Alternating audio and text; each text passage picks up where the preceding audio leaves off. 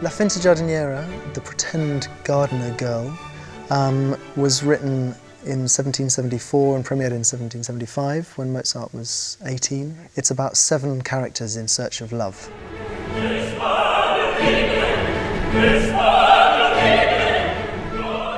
We are in the Gerwood studio, Glyndebourne, and we are rehearsing Finta Giardiniera by Mozart.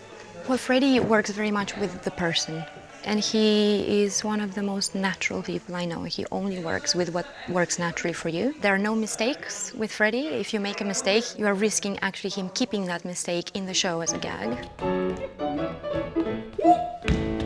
I like the fact that there are only 7 people in the cast, and it's a real ensemble piece. So we get to spend a lot of time together in the rehearsal room. We've got a real close-knit family. Yeah, we've been exchanging a lot of experiences. We've been cooking Italian food. Oh, really? Yes. We have been learning Italian, those of us who are not Italian, and they have been learning English. I've been staying aloof and teacherly throughout the whole process. Oh, lovely, lovely, lovely, but... Well, I do have a few favorite moments. One of them is a striptease that I'm doing in the opera, taking a few of my items of clothing off, but still remaining in quite a lot of underwear, so you can't really see much. Don't say that, but no one's going to come now. The second one is obviously the liberating feeling of... Shh! The thing we're not allowed to talk about. Shh! Well, my favourite moment is the bit that we're not allowed to talk about, because we're not allowed to give it away. But it is the moment when Sandrina and Belfiore, the 2 main lovers, finally go mad.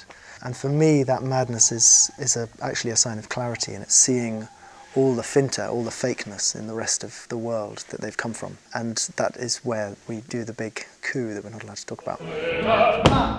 I think finta's a really good piece to start with if you're new to opera.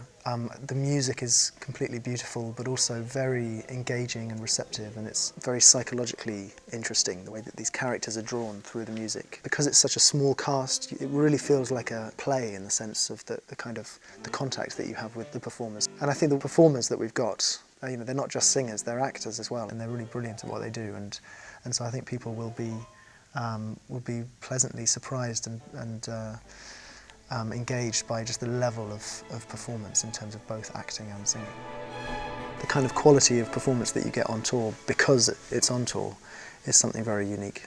I think the standard is equal to the festival. There hasn't been one time when I thought it was less than the festival. No, and the philosophy is exactly the same, and the philosophy of Glyndebourne carries on into the tour, and if anything, it's kind of fostered and re-energised in the tour somehow.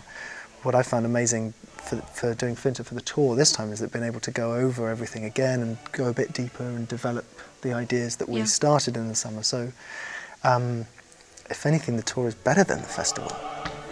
Yeah.